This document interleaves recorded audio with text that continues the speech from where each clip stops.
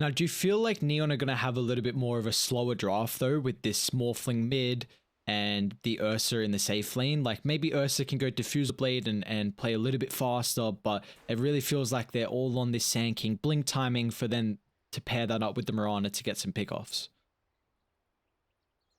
That is true. But it's weird, right? Because you need to make a decision. How are you going to initiate, but also how are you going to soak up that damage, right? If you go the Blink Dagger, every single rotation needs to be aggressive. Every single rotation needs to be, where you're not just standing there and fighting. It's all purely about the pickoffs.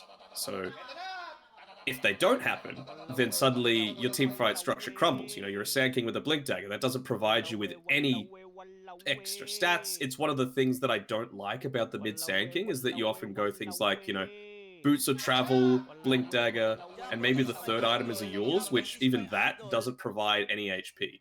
So it's a bit more survivability, but you can still get pretty quickly burst down by the other team if you're caught out once. You see, it does feel like Dire are a bit more reliant on their cooldowns, though, right? Like, you're going to have this Chrono, going to have this Doom.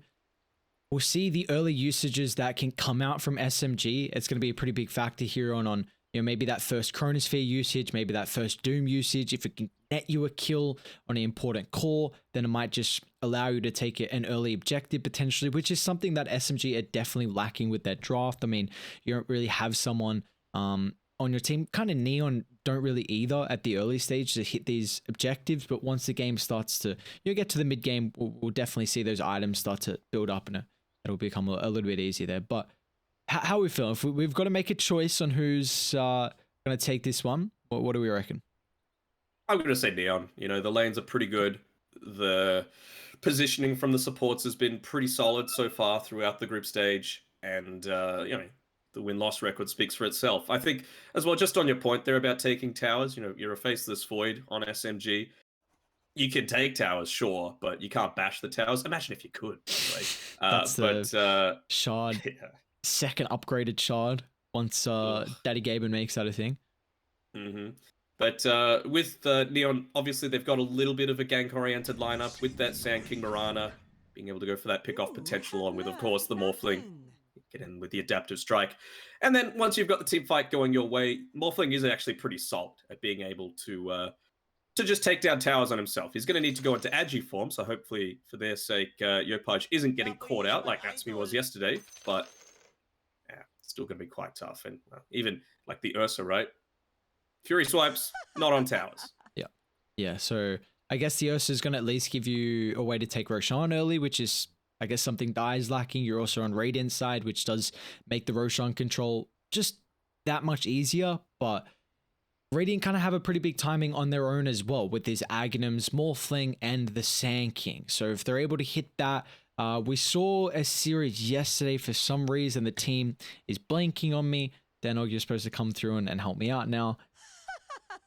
Who played that? What was the story? The Sand King Morphling game that we saw yesterday. I'm trying to find it. Oh, I know what you're talking about. It was Neon. Neon played it versus Motivate. So they're doing it again, but it's Yopaj this time.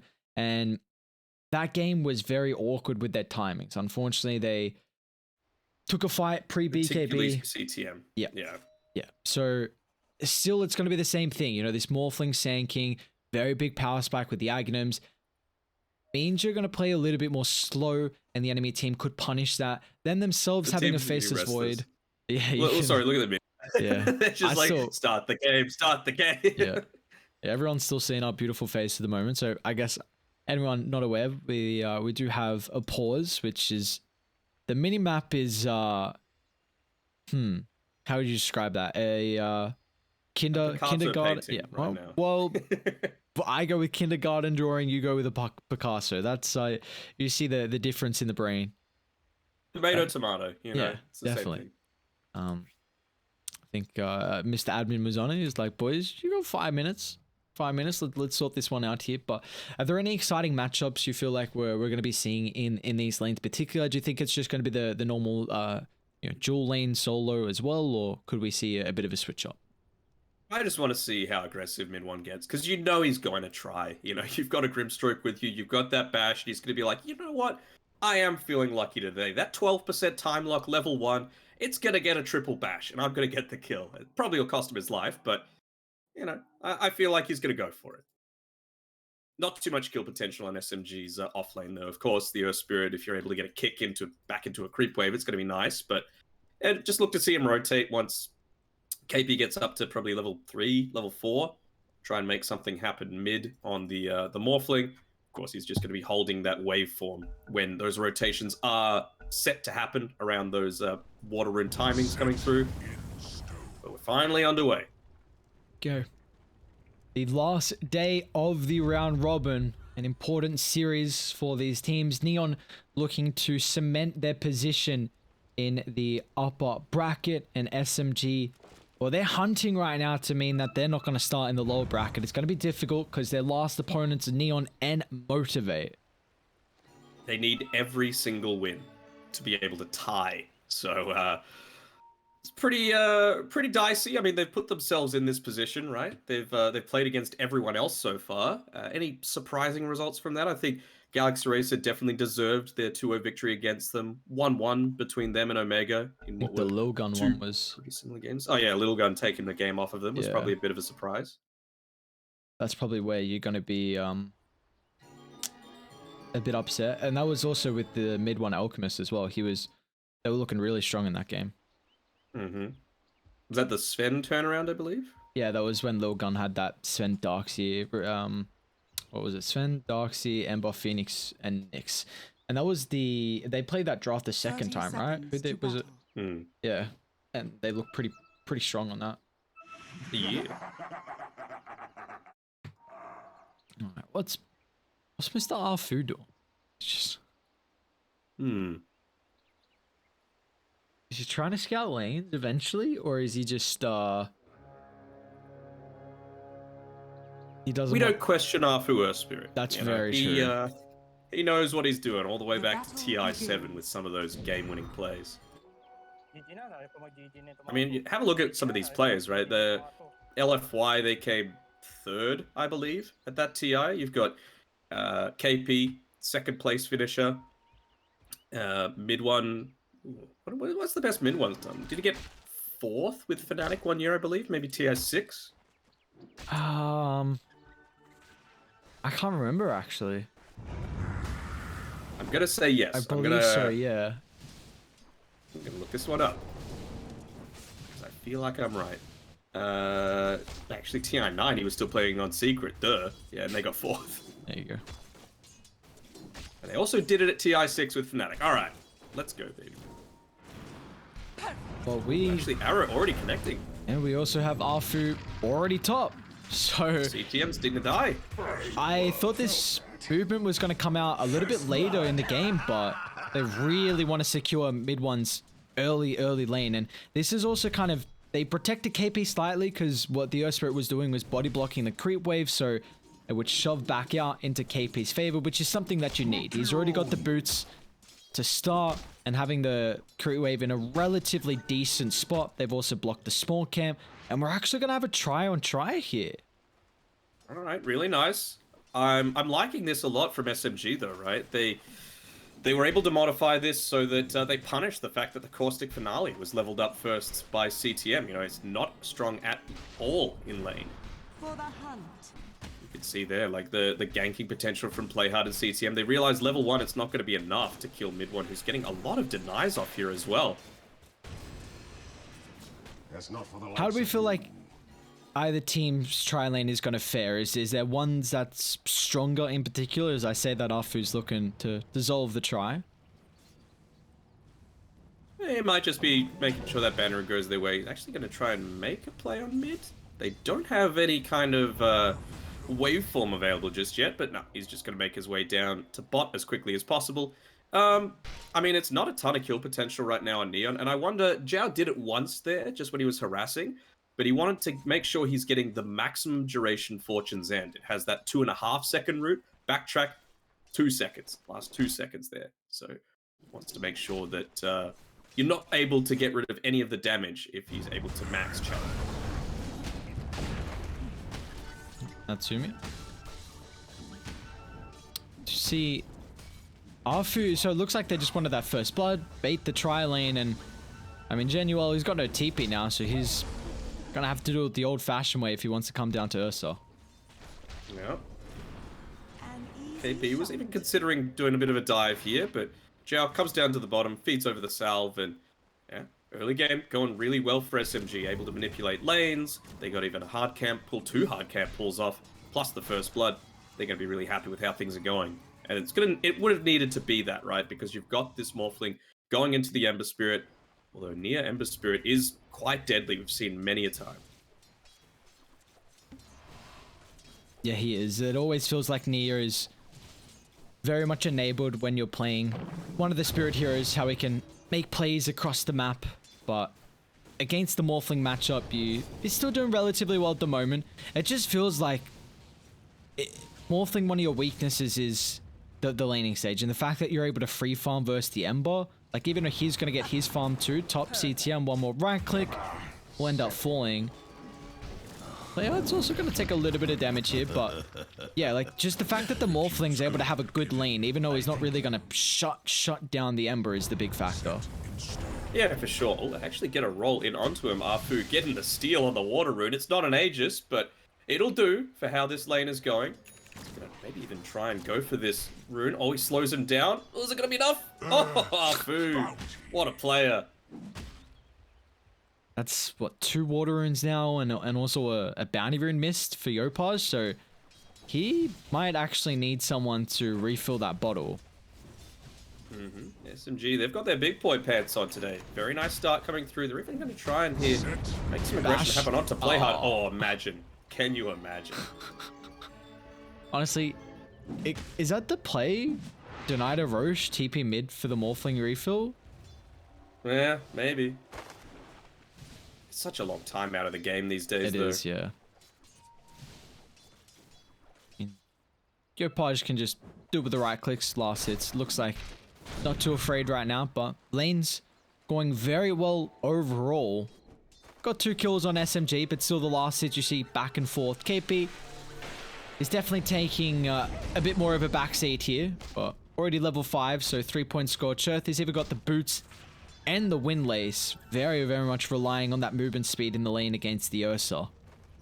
Not wanting to continue their aggression all that much. He's actually going to lose a couple of last hits here under the tower, Natsumi, because of this chase that they attempted onto KP. So he's going to be happy with that. But Zhao gets the double small camp pull off. And I don't think they were in a position yet to go for that kill, because Zhao is still a little bit short at the time on his level 3. If they had that, that was basically a guaranteed kill. So maybe getting a little bit too eager on Neon, considering how these lanes have gone for them.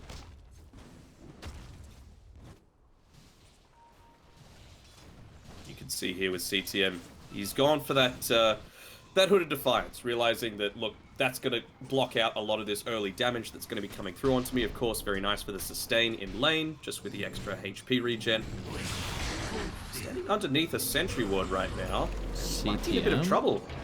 He used the Burrow Strike aggressively, so they know they can stand their ground and man fight. Should be able to get rid of the Embrace, unless there's a bunch of bashes coming through from mid one. But that is another kill on the Sand King, 3 deaths, and usually we see this Mirana Sand King lane work out, but you know, mid one and Roji, they've got other ideas. Yeah, the other thing that we're seeing as well, he's still gone for that Urn on Play Hard, which, you know, makes total sense if you've got this ganking lineup that's going to work, but I'm just not sure why the skills aren't matching up to make it happen. You know, 3 points in Sandstorm now, very low range on that Burrow Strike. Roji, mid one, they're not going to be in a position to get caught out, but speaking of that, Neon might be. Arfu, he's here in the lane. CTM just TP back. Oh. He's only got level 1 in Burrow too, so it's not going to give him too much distance away. So a turn. It's a lot of damage in the Sandstorm. Arfu, Playard's actually committing. He's got Genuel coming over. 2 points in the Purifying Flames, but mid one dropping the Chronosphere finds both of them. There is no opportunity to be able to burst through the Faceless Void. And that is a double for mid one in the lane. They tried to make the kill attempt again on Zhao. It's not going to be enough.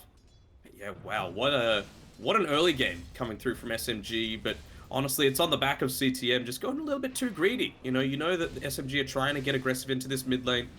Well, it's not even that bad with Roji going down. We were talking about those bottle refills before. Ember's the first one to get it this game. KP should be dead here to Natsumi. I just love what Dire have done though. Like the Earth Spirit prioritized KP for a very, very short duration from body blocking the creeps. So that was enabled that bottom lane to get shoved out to a relatively decent position. KP's itemization with the boots, windlace has meant that he's still been able to get experience, and you know that means he's got 3,000 gold, 29 last hits. He's getting what he can get. And Devour as well is always going to be a big thing. So like KP, he's had a great lane still, all things considering. And then that early rotation from Arfu netting them the first blood, and they haven't looked back from there. They haven't. Even regardless though, Neon do have the net worth lead. It's very slight at this point in the game, but you were thinking that Neon's lanes could have gone even better to allow them to snowball a lot quicker. And now, in one, he's going into that Mask of Madness build, so he is able to be part of a lot of these early team fights to try and counter the initiation. He's not going to go into this passive faceless void build. That's not his style. Natsumi just gets the enrage over the nick of time. He's going to try and turn for Arfu. Mid one's also taken a lot of damage here, so can't really try and chase for more. LTP and Neo, but did get scouted up from that very deep Radiant Observe Warden. Instantly Roger is able to recognize this, but with that information, Natsumi, he's going to TP out of the dead lane here and look to try and control top now. Yopaj as well instantly looking to push this lane into the tower, deny up a lot of experience away from Nia, so he's now got a bit of a net worth lead going on for himself. No tower damage just yet, but you force the glyph. So a one team fight means perhaps an objective coming through from Neon. So maybe waiting for the level 6 mark on Play Hard, and then trying to make something aggressive happen, because you've even got those charges in the Urn of Shadows now. Just going straight into the shotgun is Yopaj as well.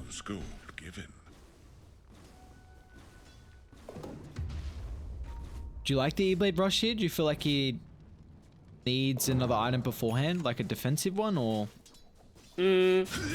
I think the target priority is very different on both of these teams. You know, Faceless Void's the one that they're going to try and take out because, again, he's the one that could potentially do some pushing onto these towers. And you need the burst to be able to take him down. You've got, of course, the Oracle, nice route. You've got the double stun coming through. But I feel like that E-Blade damage is going to be the cream on the cake to be able to take him down. Yeah, I thought like maybe a Sanjin Yasha, just because you're against the Doom, you know, and also the kind of roots, the silences is always a big factor, but against someone like a Chrono, that's where that status resistance really doesn't come into play. So he's not going to get the full effectiveness out of it. We do still see... Even if he gets not caught in the Chronosphere, right? If he goes in onto the Oracle, you can use it for your defensive capabilities. You know, just toss it in onto your Oracle, let's say. Dire's middle tower is under attack. And it does feel like Oracle, although there is a lot of magical damage on Dire, like any protection you could give him to get those abilities off is going to be really important. Yeah. I mean, there's a lot of magic damage, but it's a lot of magic damage that you need to be really close to the enemy unit to actually pull off. You know, the Ember Spirit needs to be on top of you. Grimstroke, you got some with the... Oh, they're actually diving in deep here onto the SK. Yeah, they haven't really gotten the greatest start here, especially with Oracle backing up CTM. And I mean, you see how tanky he can be. Hood, Wand, and they're actually going to try and move out of the lane. They made an attempt, but CTM being that bodyguard at the moment. You can just see what a difference it is having the Oracle behind you as opposed to like a Mirana. There's that insane turnaround potential. They had the Chronosphere available, which I thought, well, maybe they might have gone for a super deep dive now that they knew Zhao was there. See if they can catch him out with a Chrono, but just respecting the TP rotation potential coming through from Neon.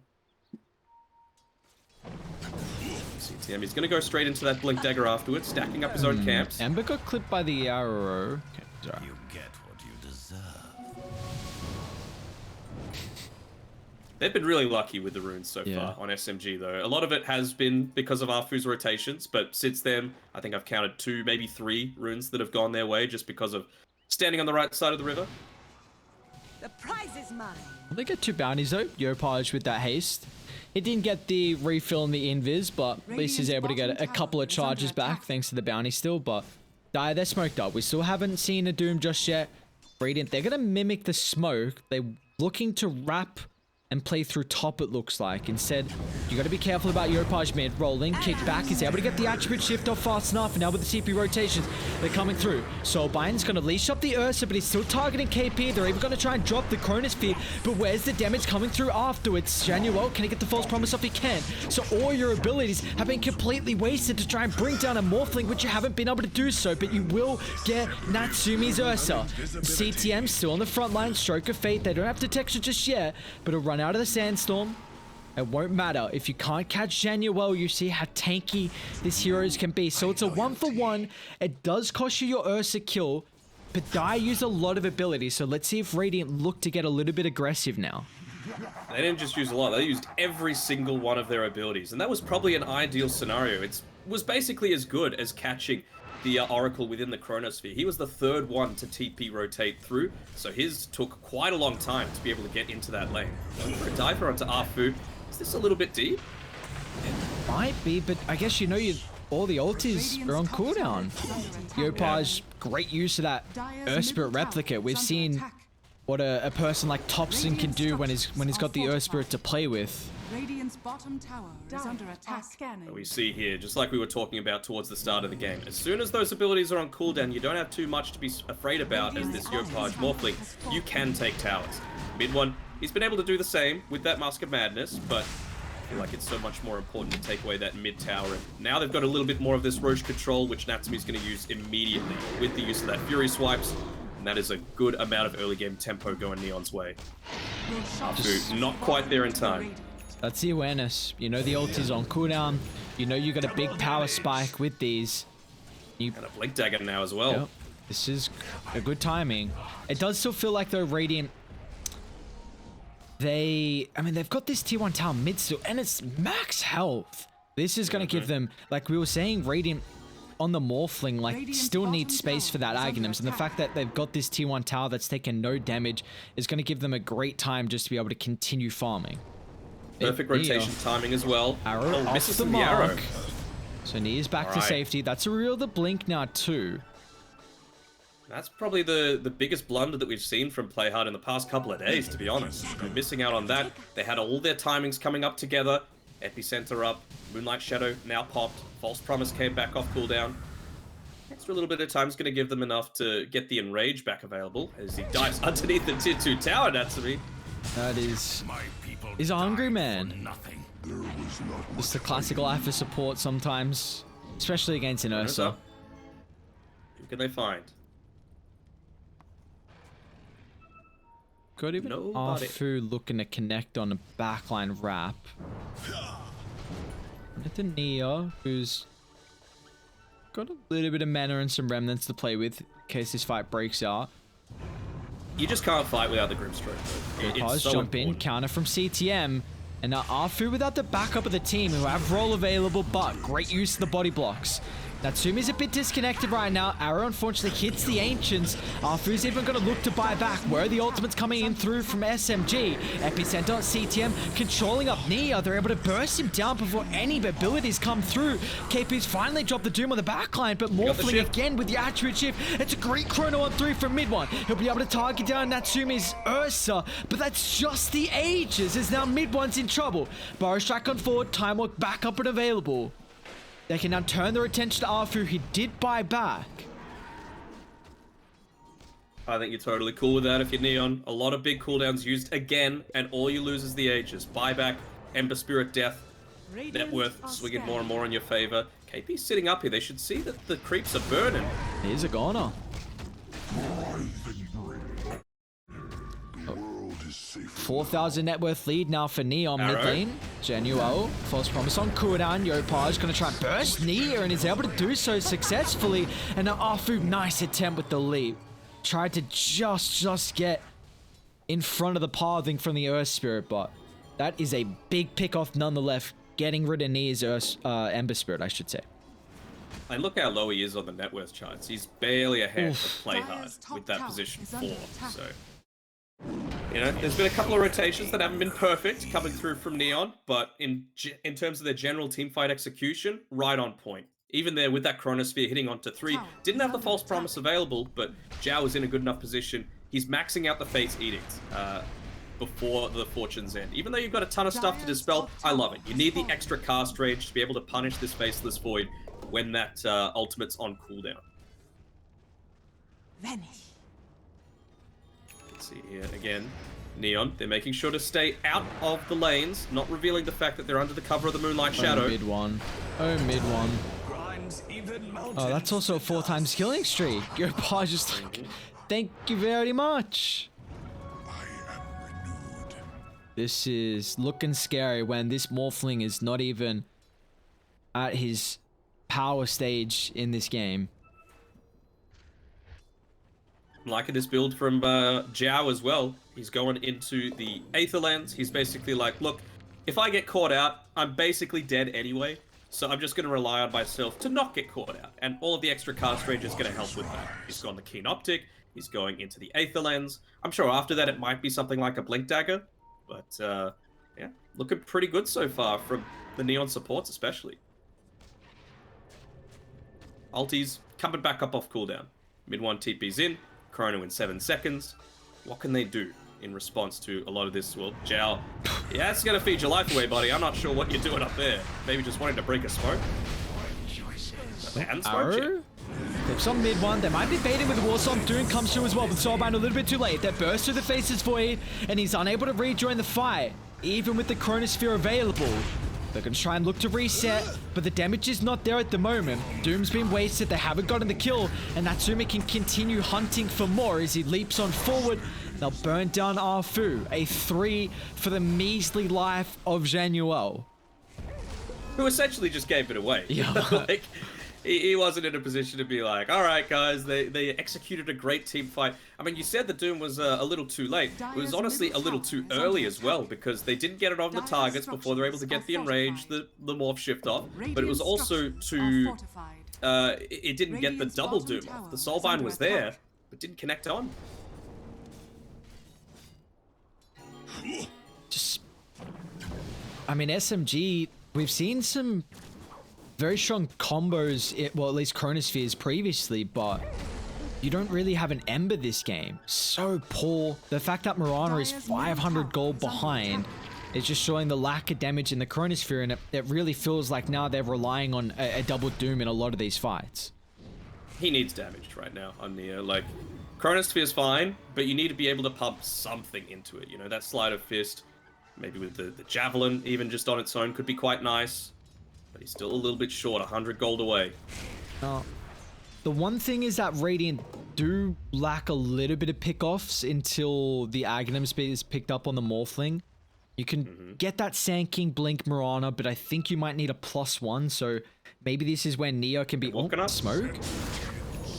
They claim mid one again! Caught out. Mid one. Burrow, Spirit Vessel is able to drop the Chronosphere, but it's still taking a lot of damage over time. Purifying Flame mid one is still gonna fall. The Chrono does nothing, and Radiant haven't lost anyone. KP will get bursted down. I need a little bit of extra follow-up afterwards, but it's 4 dropping on SMG.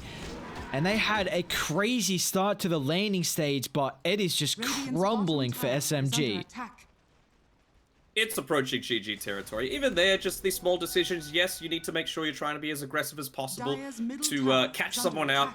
You know, making fast movements so important at the level such as this to be able to, you know, try and take a win against a team of the caliber as Neon.